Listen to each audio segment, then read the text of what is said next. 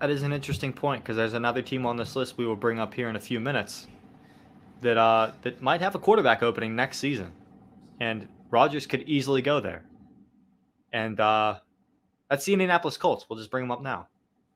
Today they benched Matt Ryan, the guy that they traded for, the guy they're paying in the next 2 seasons over $40 million to combined over the next 2 seasons. They're paying $40 million to a guy that leads the NFL with 9 interceptions. He's tied for first in the NFL with the amount of times he's been sacked, 24 times.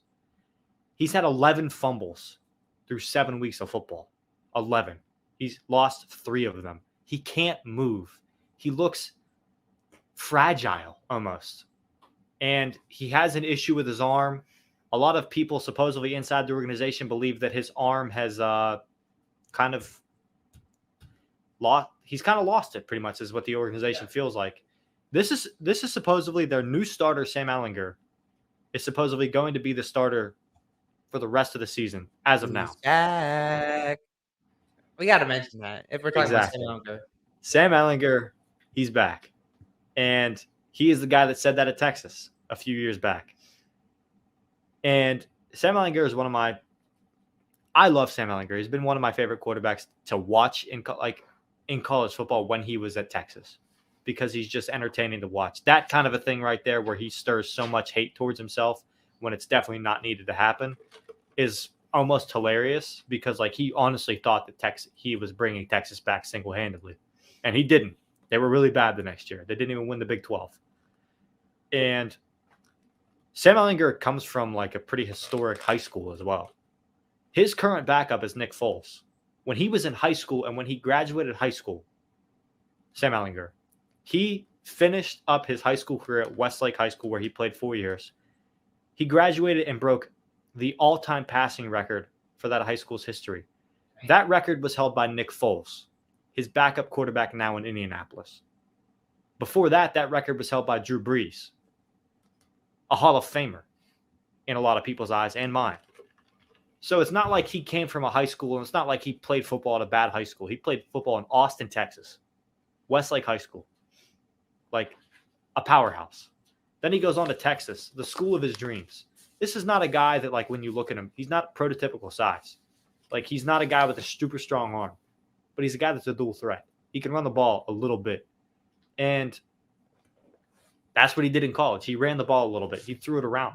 He was entertaining to watch when he was at Texas. He helped them stay competitive, even though they were kind of in a rebuilding patch, and pretty much almost won them a Big 12 title.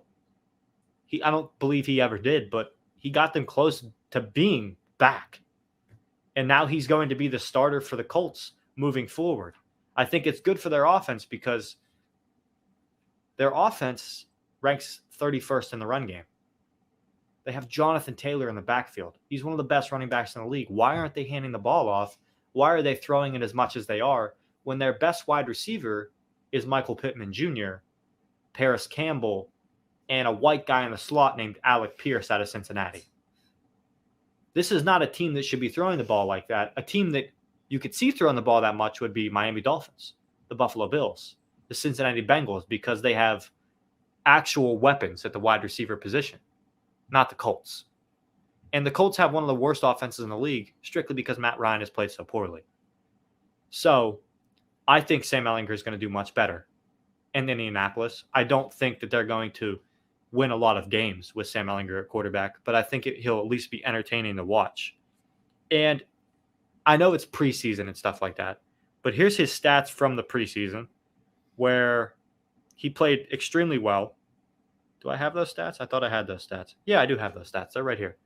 So he was a 6th-round pick in 2021. And during the preseason, this past year, he went 24 of 29, 83% completion percentage, 289 yards and 4 touchdowns. He ran for 71 yards in the preseason. He played fantastic. He even led them to a comeback this preseason. He led them to a 21-7 comeback when he stepped in the game. Immediately just came in and swung the momentum Indianapolis' way. Even though it's the preseason, that says a lot about who he is as a quarterback, in my opinion. And I think the Colts are going to be better off with Sam Ehlinger than they were with Matt Ryan. But is the Colts the next landing spot for Aaron Rodgers? That's the question. Because I feel like that can be the place where he can end up going. He has a good relationship with Pat McAfee. I'd assume Pat would try to want to do everything in his power to get him to Indianapolis. And I think that is an excellent landing spot for Aaron Rodgers after this season when they missed the playoffs in Green Bay. Anybody in here disagree with that statement? Honestly, I think of another team where they're like a quarterback away. I think of the Commanders. Now, I mean, we talked about it earlier before the show started. I think the Commanders are probably going to make a run at him because they were desperate this offseason to get a quarterback, and they ended up with Carson Wentz. Definitely not the guy they wanted, but would the Colts have been better off with Carson than with Matt Ryan? That's the other question that you have to ask as well. Yeah. Like Carson's been bad for the Commanders, but like Matt Ryan's been worse than Carson was. Well, which is crazy. I don't think Matt Ryan is as skilled at this present moment. He probably was as skilled as Carson Wentz was, but at this present moment, Matt Ryan is not as skilled as Carson Wentz is right now. But Carson Wentz just does not have a very great decision maker in his brain. Like I don't know, something's wrong with that man. I just don't really know what's up with him. But honestly, if I have to pick a team for Aaron Rodgers to go to, I'm picking the Commanders just because they're a team with a hole at quarterback. They're kind of one good quarterback away, I feel like, from competing in that division. And so that's where I'm going to say that landing spot is. I don't exactly know what a trade package would look like for Aaron Rodgers because Aaron Rodgers is definitely an MVP candidate. But I am definitely excited to see what this saga looks like right after this. But yeah, if I had to pick anywhere, I'd probably pick the Commanders. So I think that would be a good landing spot for Aaron Rodgers as well, and it'll be interesting to see. There's just it's just so many questions going on around the NFL and stuff like that, and it's just the offseason is going to be fun. I think this offseason, it's going to be a fun stretch the rest of the season. But I feel like at this point we kind of know who the real, true competitors are going to be. It's the Kansas City Chiefs. It's the Buffalo Bills. It's the Philadelphia Eagles. I think it's Cowboys. Giants. I mean, they could be real. I mean, it'll be interesting to see what other team in the NFC figures it out because I think there has to be another team in the NFC. Like I feel like we definitely know in the AFC though. I mean, the Bengals could figure it out.